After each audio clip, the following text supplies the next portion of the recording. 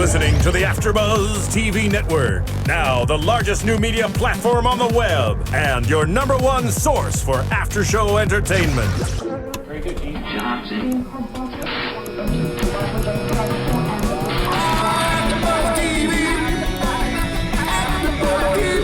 From Los Angeles, California, and Maria Menounos, and streaming live thanks to Akamai Technologies, this is AfterBuzz TV Spotlight On. Spotlight On is a long-form interview series featuring actors and TV personalities. And now, from the world's number one TV after-show platform, this is AfterBuzz TV Spotlight On.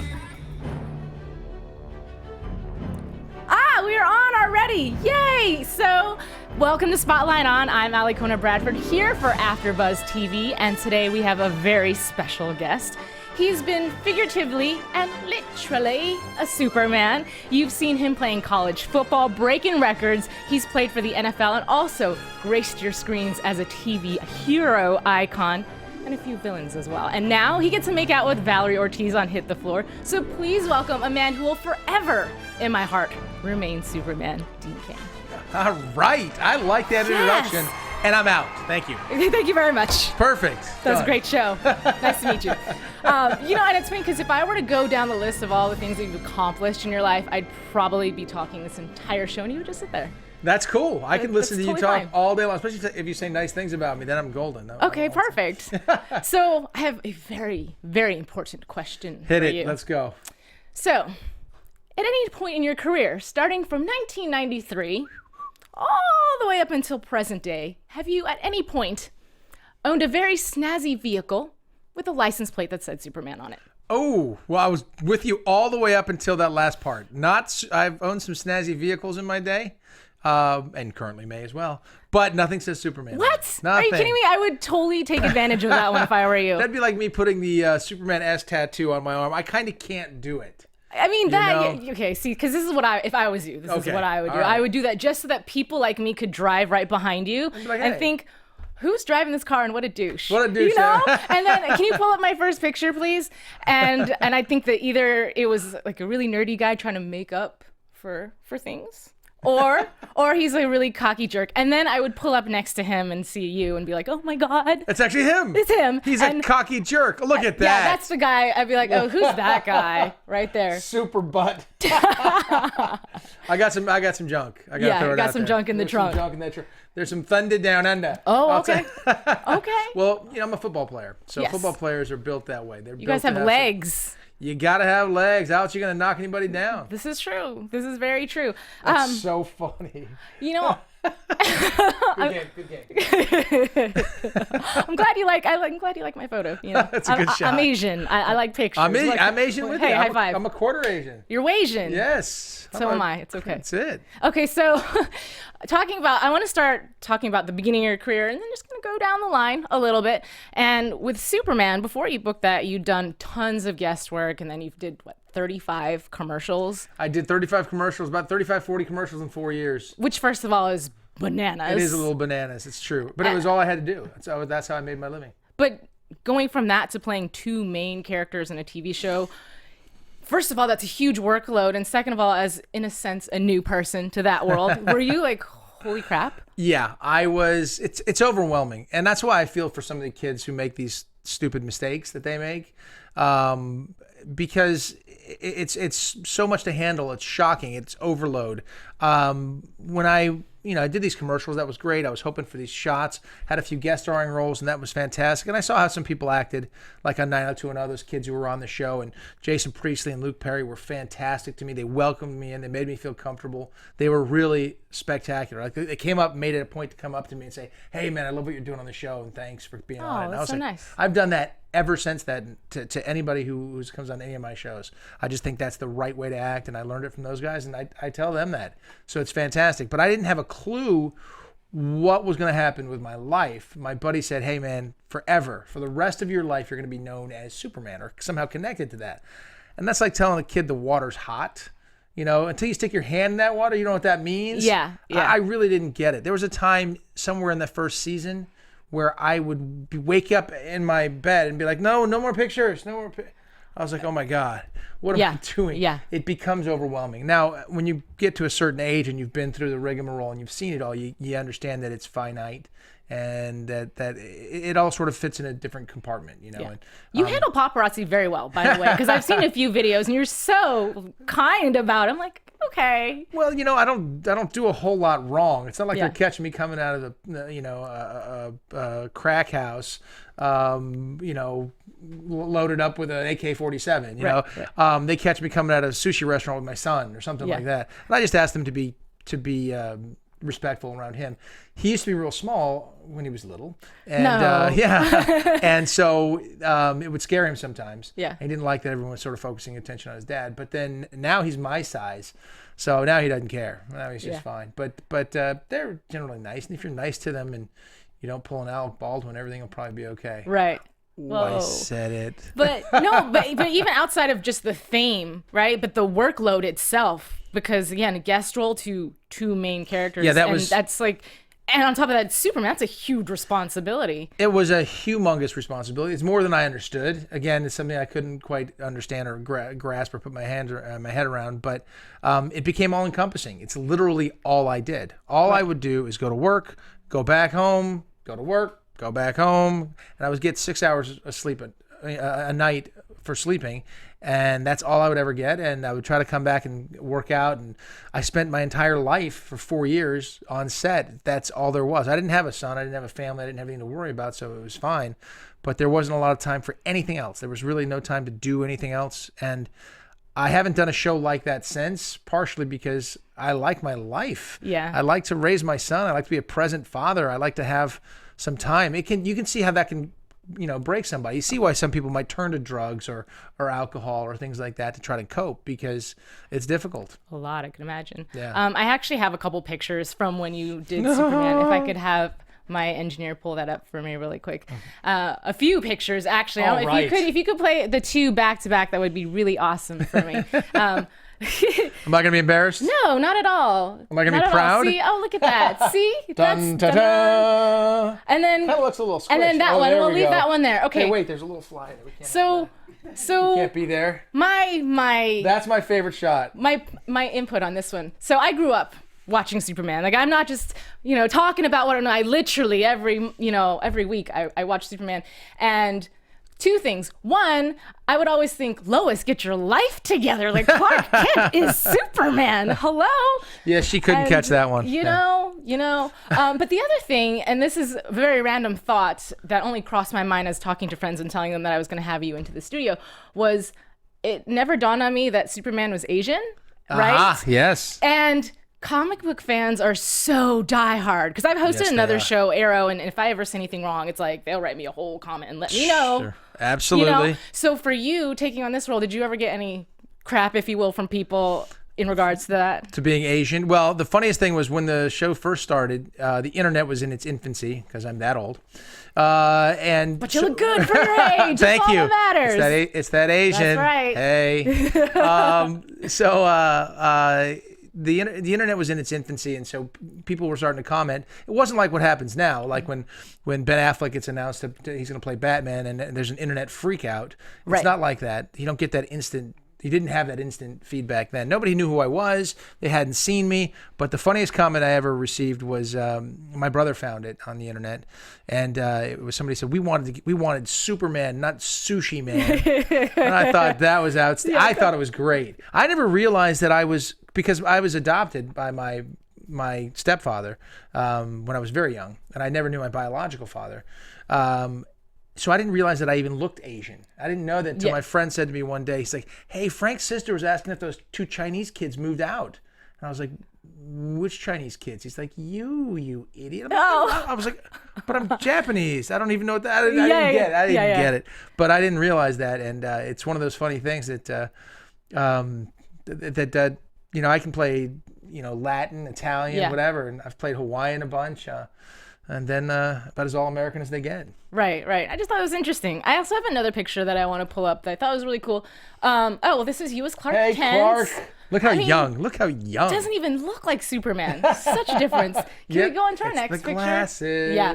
Your mommy. Hey. I knew your mom was an actress. I didn't realize that she actually had been on the show with you a few times as well too. Oh yes. She played a nun one time, and then she played this little waitress at the hometown.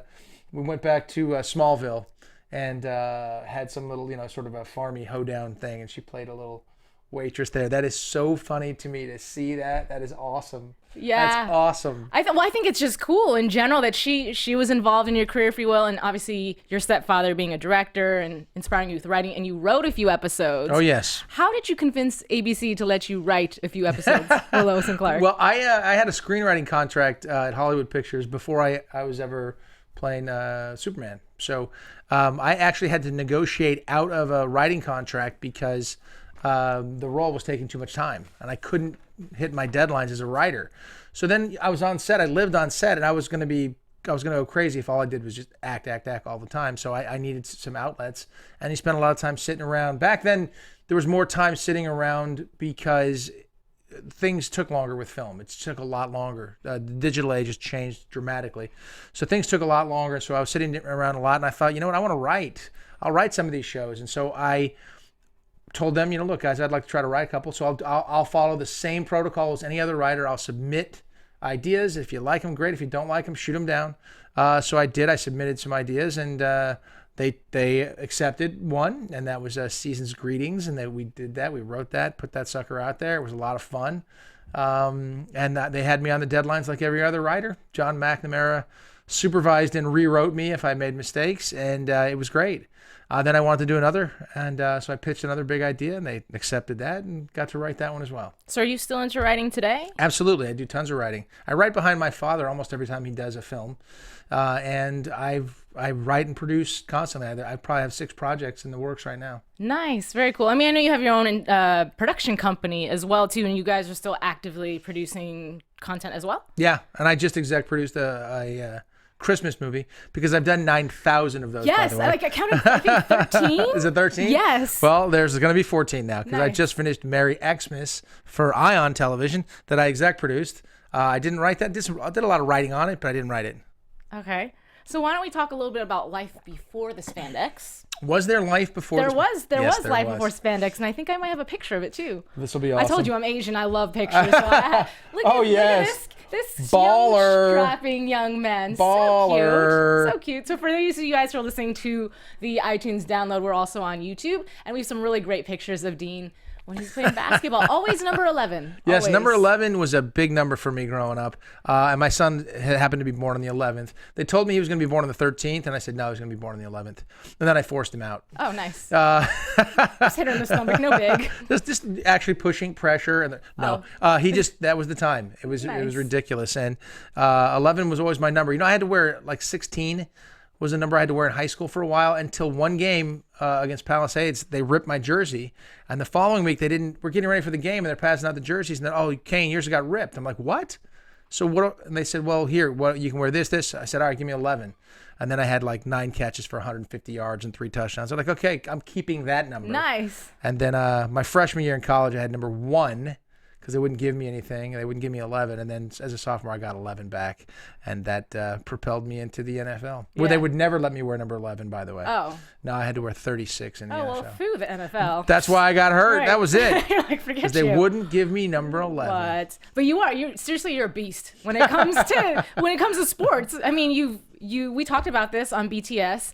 You have a record for the NCAA that has still not been broken. I've got 2 of them. 2? Okay. Well, they're per game averages because I only played 30 games as a college football player, varsity football player, because you couldn't play as a freshman. It was the Ivy League rule.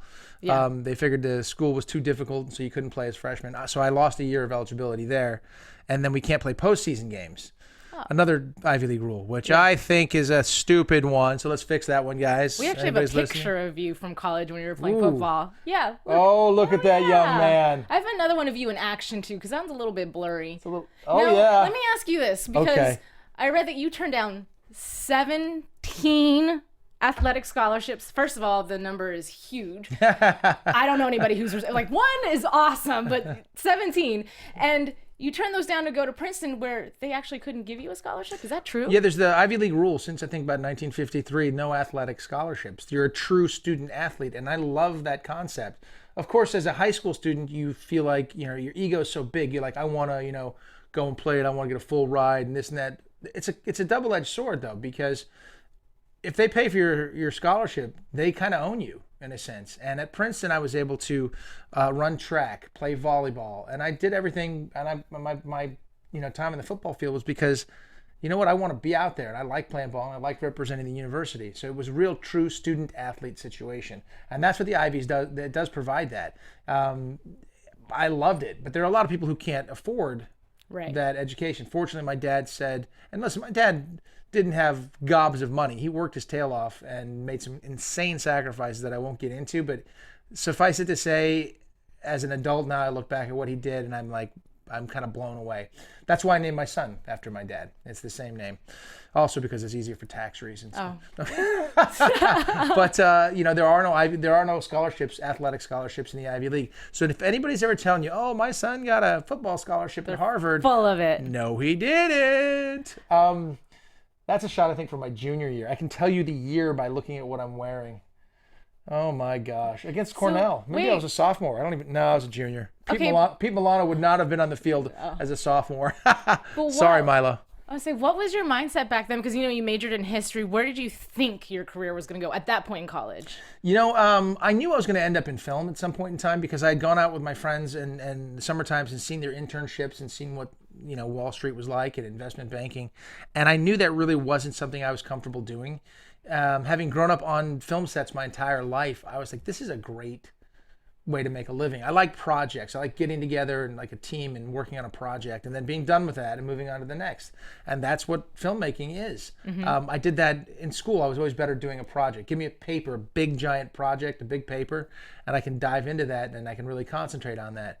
And the day-to-day of having to go and every day, that sort of just got boring to me. So I realized early on, you know what, this whole investment banking world is not going to be for me. Of course, a couple of my friends became billionaires. But then, so were you aiming to go pro, or that's just something that just happened along the way? I wanted a shot at the NFL. I felt, I felt very confident that I could play in the NFL. And after having been there, I'm dead positive. I fit very well. Buffalo was the best place to go. I thank Jason Garrett's father, Jim Garrett, who Jason Garrett's the head coach of the Dallas Cowboys right now. He was my quarterback in college. His father, Jim, was a scout forever in the NFL. And I had some conversations with him, and he really guided me well toward going to play. And he told me the best place for me to play and the best system based on the way I played defense was Buffalo. He said, it's the right place for you. And the truth is, it was a perfect system for me. Had I not gotten injured, I feel very confident that I would have played. Just a heartbreak. I mean, I was there, so I don't ever say, oh, I could have been there. I know I could have done it. It's just that I didn't get a chance to do it, which is a little frustrating because if I'd have played 5 years for Buffalo, I would have seen 4 Super Bowls. Yeah. Oof. Yeah. And maybe, just maybe we'd have won one. I'm not saying I would have done it for sure. It's but okay. Maybe. Toot your own horn. It's okay. It's okay. You can do that after Buzz. Maybe I'd get out of position and they throw the ball and I end up picking it off or something. Who knows? But let me ask you this then. Because obviously it's a physical injury, but how long did it take you spiritually to get over that? Because that is a heartbreak. I'm still not over it. No, actually, probably the 3rd or 4th season of Lois and Clark. Really? I realized I'm never going to play in the NFL. I was like, wait a minute. Because I always felt like I could get back out there. I was a lot stronger.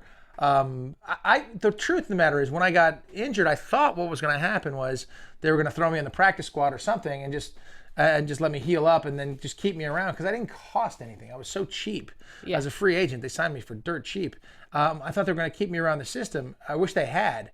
Had they done that, I think I would have still stayed. I would have had another surgery on the knee and really gone after it. And I think I would have been very valuable to them. I wish they had done that, but they didn't. They were going to waive me once I got healthy, and it was kind of a bummer. Bill Polian was the general manager, and he's gone on to do some unbelievable things. He's a great judge of talent.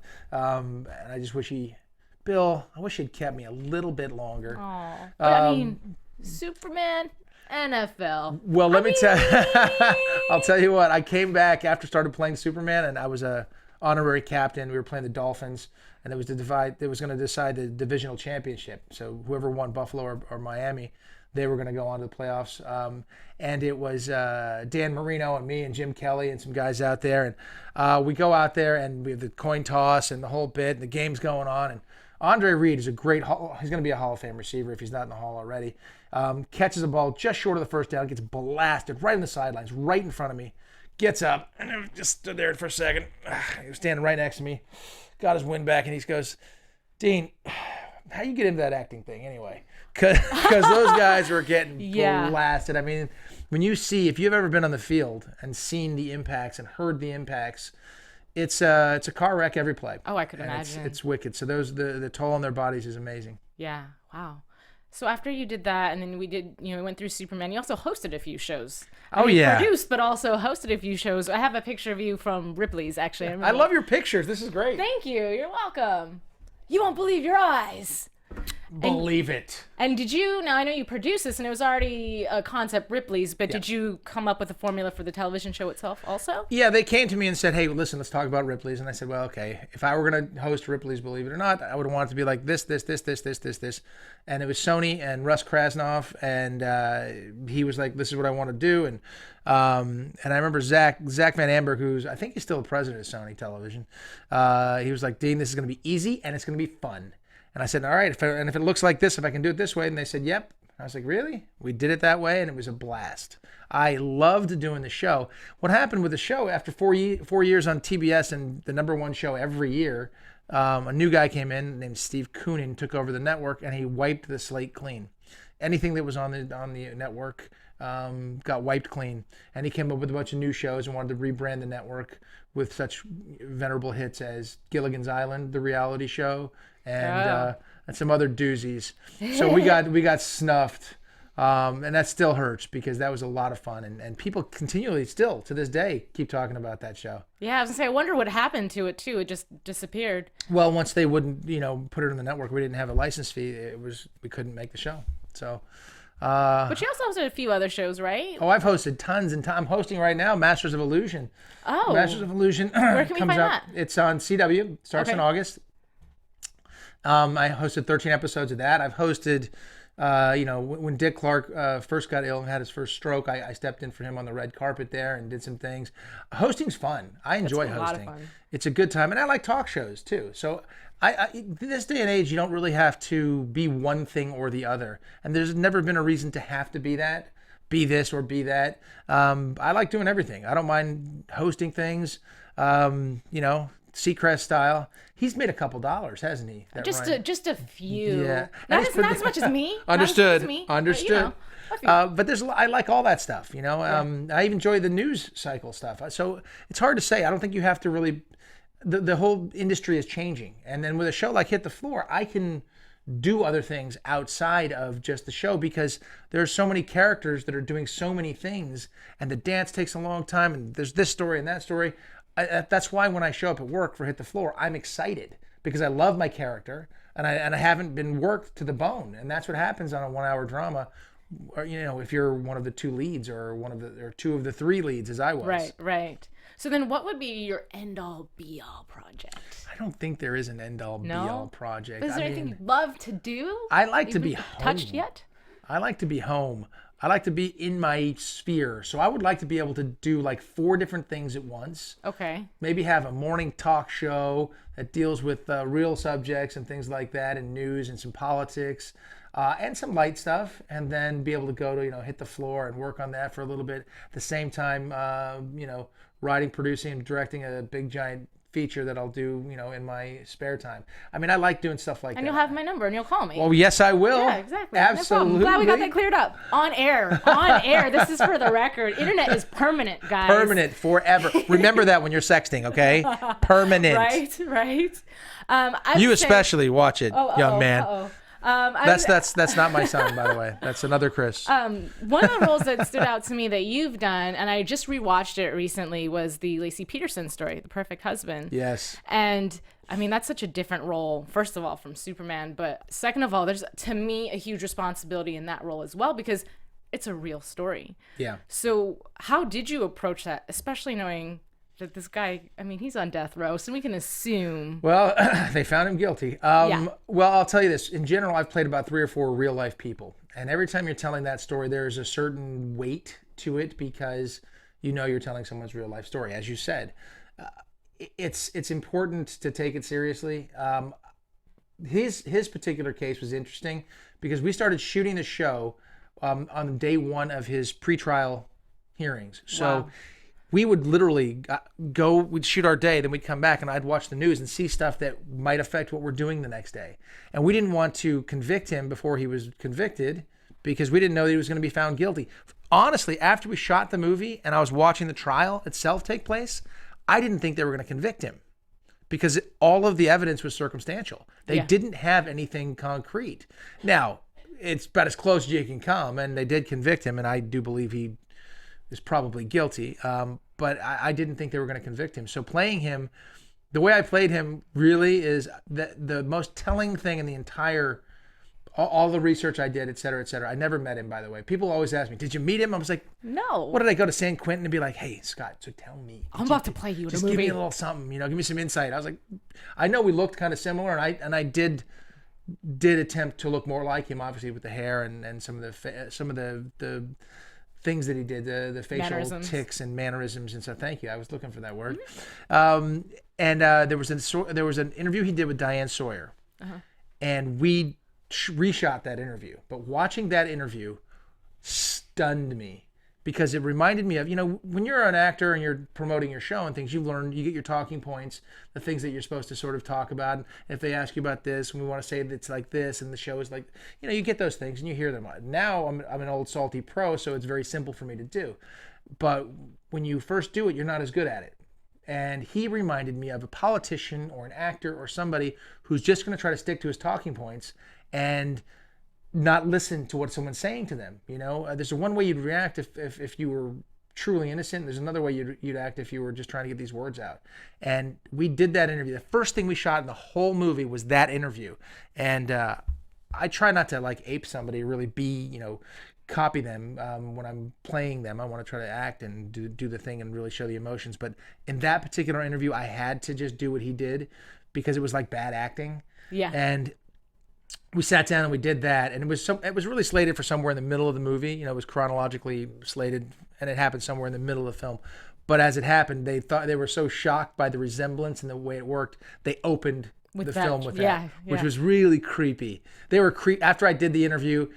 It wasn't like, oh, that was great. It was like deathly silent and quiet, and everybody was just creeped out.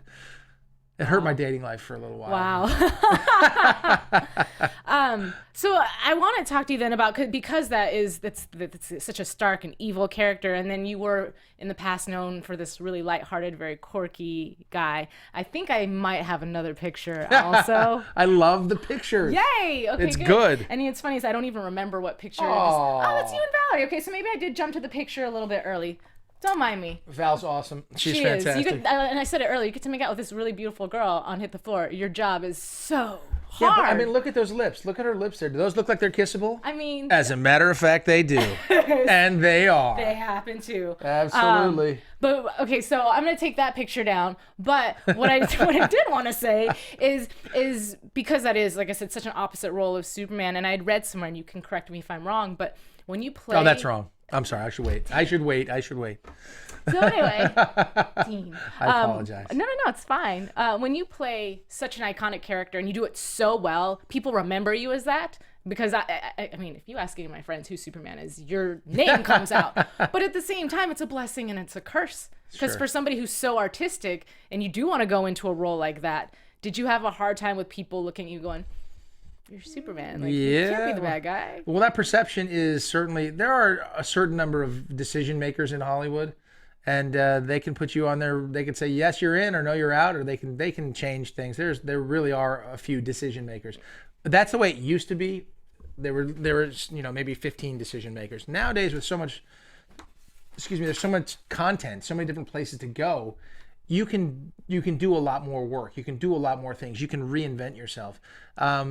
I was brand new when I started doing Lois and Clark. It was the first thing I had done. I didn't know that I could even do anything else. I didn't know if I had it in me. I didn't know if I had the chops. And they asked me to host Saturday Night Live early on when I was doing Lois and Clark. And the truth is, it scared the daylights out of me because I didn't think I had the chops to do it. I didn't have a body of work that was big enough to do it. And I thought I would just fail. And the truth is, I think I made a smart decision. Now, if they called, I might say hello, yes, because I've done so much and I've had 25 years of doing this. So it's different, but I was not sure that I could do those other things. I wasn't positive.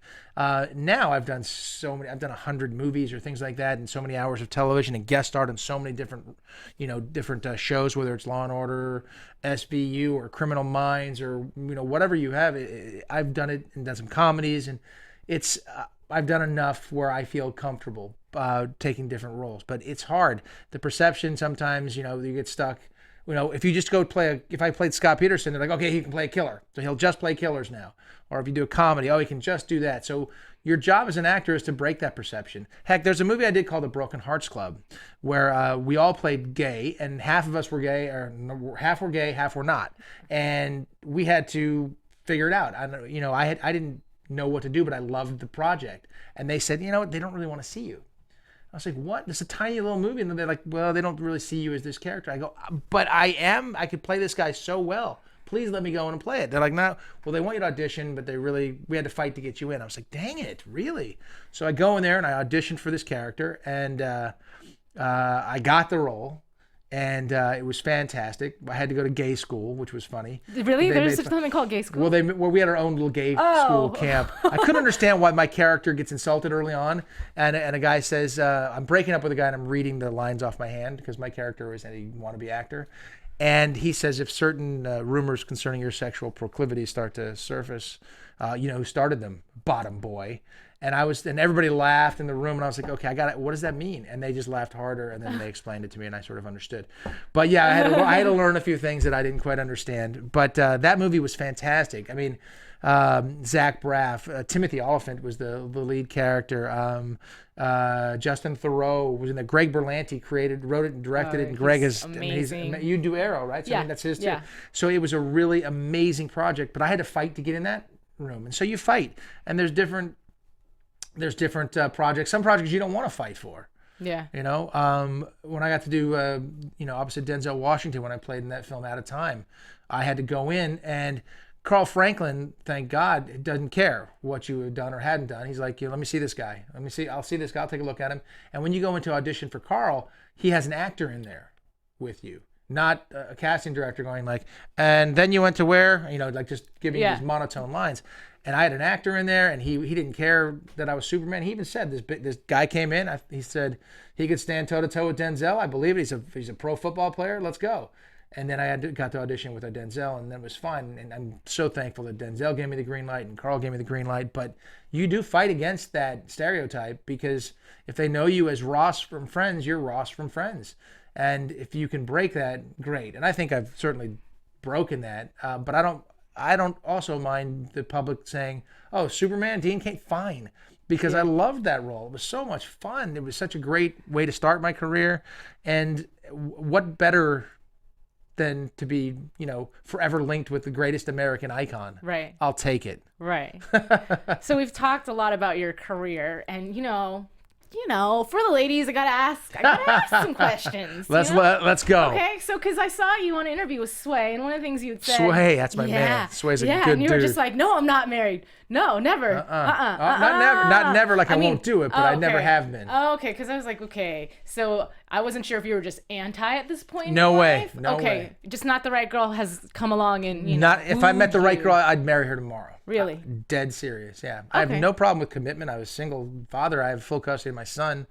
I take him to school every day. I'm up at 5:00 in the morning. I drive him to school. We do homework.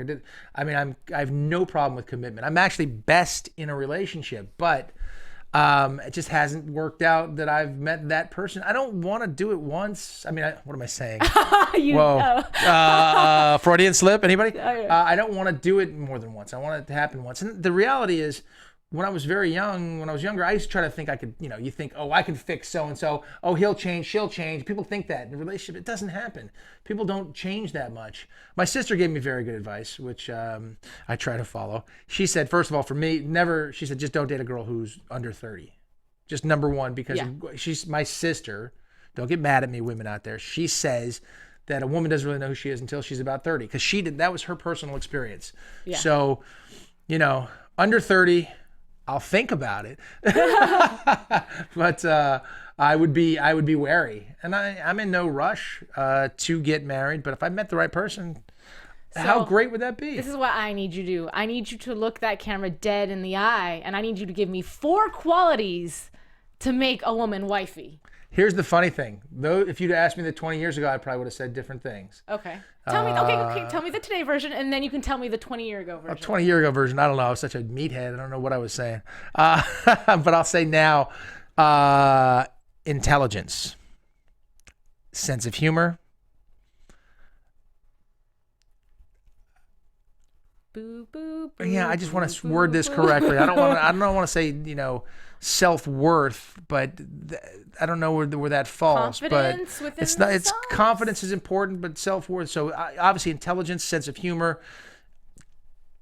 confidence, I would say, or self-worth, and then I'm going to say a big giant one: kindness, and that's outside of sexy and sexual and sensual and. All those physical things.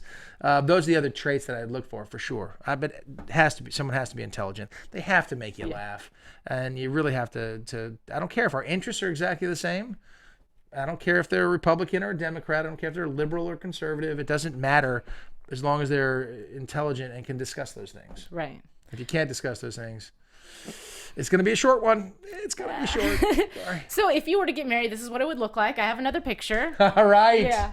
Let's see this. This will pull up. I know I saw it and I was like, wow. I'm anxiously awaiting this one. So 90s. This is oh, yeah. Look at that hair. Holy smoky. Not even the hair, the dress. Oh, I wasn't worried about that. I was just looking at my hair. Forget the girl. We're focused on Dean. Terry was the greatest Lois Lane. I think she did the best job in the history of Lois Lanes. I give her the crown. Yeah, wow, look at that. And even the background for the picture is smoking hot. Yeah. Smoking 90s hot. That's amazing. That's awesome. I like that. It probably won't look like that when I get married. No, it won't. I won't be in that outfit, and I doubt she'll be in something similar to that. But she can get whatever my future wife wants to get married in. That's fine with me. So I'm put you on the spot because I'm in the mood to be a girl, and I got to ask you. And you are a girl. I just happen to be. You are a woman. Great observation. She's a woman, not a girl. Thank you. That's right. Woman. So, what is the most romantic thing you've ever done for a lady? Wow. That's hard to say. I think it's subjective, and I think that I'll let the ladies answer that. Let me call some. I'm kidding. Go ahead. We have plenty of time. I think it's subjective, and it certainly is in the eye of the beholder. So that something that I might consider romantic might not have been perceived. Are you giving me a political response right now? Yes, I am. No. See, I don't take that. Can't do that? No, not You're here. calling BS on me right here in the middle of that? Absolutely. I'm reaching you. I'm asking you to dig deep and reach in. Wow. I don't know what the most romantic thing I could have done would have been. I don't know if it was my ex-fiance was having a surgery and I wouldn't leave her side, when she was going under until she was under. That may be considered romantic. I don't know. Wow, you just scared the hell out of me. Just calling me out. For thoughts. Digging it. So that way, maybe I'll just cultivate some ideas. It might. Something came out of my mouth real fast, didn't it? Yeah. So maybe that's it. Or the big giant displays of romance aren't the most romantic things in my eyes. It's the everyday stuff that is. Mm-hmm. Whether it's bringing somebody, the coffee in bed the way they like it, like you actually pay attention to that, mm-hmm. or knowing that they had a tough day, or knowing that you just want to stay home that week, and instead of going out to the 3 dinners that you have planned, you just stay home, like somebody here. It's that sort of thing can be the most romantic thing. You never know what it is. I think it's the little things. And I don't know what the most romantic thing I've ever done would be. I really don't know. That's okay. I'll accept that answer. All right, but that's honest. That is the truth. And that's a great thing. Honesty is huge. And I will say that too. I've watched several interviews.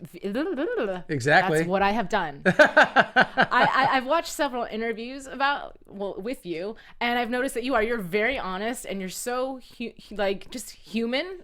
I know that sounds weird. I just said that to Superman. But what I mean is I feel like you're not afraid to just be you in an interview, and that's so cool. It's a hard thing though, because really, when you're really first starting out, I would talk too much. I really would say too much. I'm a little more measured when I speak now, but I will speak the truth. I'm not going to try to dance around something like that. And what happens is, I'm 40 something years old, and I don't want to give wishy-washy answers. So oftentimes what happens now is politics come in and people start talking about world events and things. And I've seen enough and I've been around enough. I have my opinion. It doesn't mean that it's the opinion. It's not the definitive answer. I'm willing to listen to other people talk and listen to what they have to say, and maybe I'll change my opinion. If they can convince me otherwise, great. But I tend to just be direct and honest and straightforward. And listen, if I don't want to answer something, I'll say, no, thank you. It's probably best I don't answer that question. But not even that. I will say, just in your energy in general, and just paying you a compliment, is for all the work that you've done in your life and all the success that you've accumulated. You're just so real. All right. I mean, I'll take that. that. That's the most random observation, but no, it's really refreshing. It definitely is, because being at AfterBuzz, we've met several people, obviously coming in and out, and I'm like, oh. Actors are weird. I'll be honest. It's they are. funny because it's usually the people that aren't really there just yet, but they've got this huge ego. And then you have people like you who've done all this stuff and you're like, hey, what's up? Well, I think that's how it should be. Yeah. Because the ego and all that stuff is ridiculous. And at the drop of a hat, you could be in a car wreck like Tracy Morgan just got into. And he wasn't even behind the wheel, or, couldn't be anything like that. You just don't know what could happen. Plus, at the same time, it's great that I got cast in the role of Superman, but it could have been somebody else in a heartbeat, and I could have never had that opportunity. And so humbleness, I think, is important. And I think that if you ever lose sight of that, you're losing your mind. And coming from the world of athletics, I don't care if you're an all-pro, the next play, you have to do it again, or else someone's going to knock you on your keister, and that's the deal. Yeah. And so as good as you may have been last week, it's this week, and here we go. Yeah. So your ego doesn't mean anything. And then plus having been to, I've been out to, seen so much with our servicemen and women out to in Iraq, and I've seen so many injured soldiers and things, and seen stuff like that, and done some charity work in Africa and Vietnam and things. You really get a sense of, okay, that's not what's important. Right. And I think probably the greatest thing that I've ever been a part of is having my son, being a parent. It's the most vulnerable thing you can ever be a part of, because you can't protect them all the time, and you want to, but you just realize, man, there's nothing more important. Wow. Well, Dean, it has been such a pleasure talking We're done? to you. That's it? And you've been sharing so much with me. Holy smokes. If there is anything that you would like to share with the world that I just have not asked you, please, by all means, share. Well, I would like to announce today. No, I don't have any announcements. On a scale of 1 to 10, how did this interview go? I thought it was awesome. I'll give it a 10. 10. Yeah, you don't get that. Well, you're not gonna Can I get 11? 11. Absolutely. You get an 11. Okay. It's so my favorite 11. number anyway. So. There you go. See, that was 11. So where can fans find you? I'm sure they already know where you're at, but just in case, leave them your Twitter handle. On Twitter, it's @RealDeanCain. Who, by the way, I've tweeted at you and you've never tweeted me back. Have you tweeted at me? Okay. Yes. Tweet at me again. I will. I'll get in there. I'll make sure I follow. Am I following you? No. Double check. Rude. No, I Triple know you're check. not. Because you know what? I tweeted our interview and you didn't even retweet. You didn't favorite. No. But I was traveling. So anyways, my name is Alikona Bradford, and you can find me at Kiss My Passport. No, and I do tweet out, you guys. I have a wonderful interview that we did for behind the scenes of Hit the Floor, so you can check that one out as well. And then I also have a website, so check out my website. It's alikonabradford.wix.com/television host. And right now, Dean Cain is putting that in his search browser, so be like Dean and do that. I'm looking for you right now. Kidding. But anyways, thank you guys so much. It was a pleasure. Thank you again, Dean. Yeah, you're welcome. I'm looking. I've got you. Hold on. Bingo and click. Following. Nice. Okay, for the rest, Bam. he's following me. Done. Yay. Okay, thank you guys so much. Oh, We'll wow. See you next time. I didn't realize you were. Wow. All right. From executive producers Maria Menounos, Kevin Undergaro, Phil Svitek, and the entire AfterBuzz TV staff, we would like to thank you for listening to the AfterBuzz TV network. To watch or listen to other after shows and post comments or questions, be sure to visit AfterBuzzTV.com. I'm Sir Richard Wentworth, and this has been a presentation of AfterBuzz TV. Buzz you later. The views expressed herein are those of the hosts only and do not necessarily reflect the views of AfterBuzz TV or its owners or principals.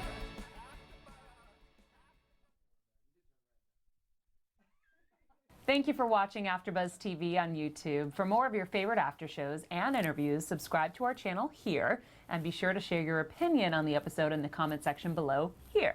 We'd love to see what you guys are buzzing about. Thanks again. Buzz you later.